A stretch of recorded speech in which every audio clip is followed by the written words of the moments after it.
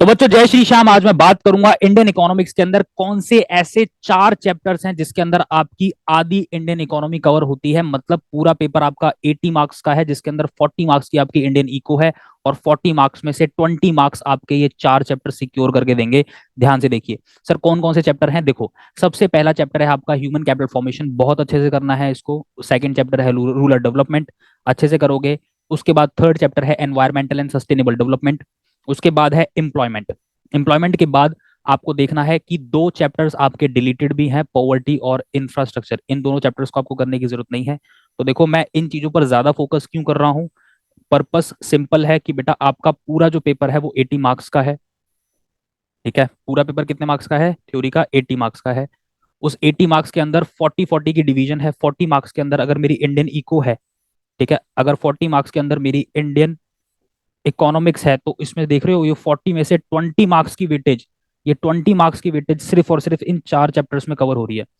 और एक और चीज मैं आपको बता दूं, जो डिलीटेड है वो आपको पता चल गया होगा, पॉवर्टी और इंफ्रास्ट्रक्चर। मेक श्योर इको पढ़ते टाइम, इंडियन इको जब पढ़ोगे तो सबसे पहले इंडियन इको को सिक्योर करके चलना है। ठीक है, वहां पर 40 मार्क्स हैं आपके। पढ़ते टाइम कोई भी डाटा क्रैम करने की जरूरत नहीं है, डाटा रटने की जरूरत नहीं है। आपको एज इट इज टेबल्स देखने को मिलेंगी। एनसीईआरटी को जब गो थ्रू करोगे, एनसीईआरटी को लास्ट में एक बार गो थ्रू जरूर कर लेना। उसके अंदर जो टेबल्स गिवन है, जो डाटा गिवन है, उसको एक बार अच्छे से समझ लेना। डाटा के अंदर कुछ भी रटने की जरूरत नहीं है। आपको जनरल अंडरस्टैंडिंग पता होनी चाहिए। और इसके अलावा कुछ इंपॉर्टेंट रेलिवेंट डेट्स हैं। ठीक है, जैसे जीएलपी की बात करूं तो 1958 में आया था। ठीक है, एक कैंपेन था।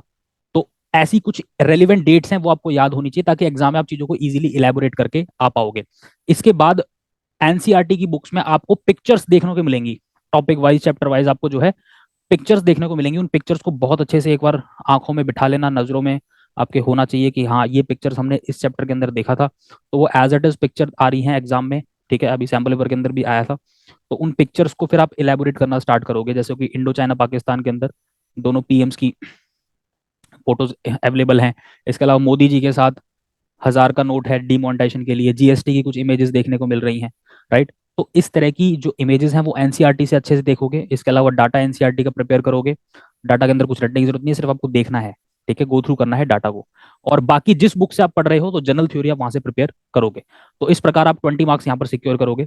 For more information stay tune with us. Thank you so much बच्चों, एंड जय श्री श्याम।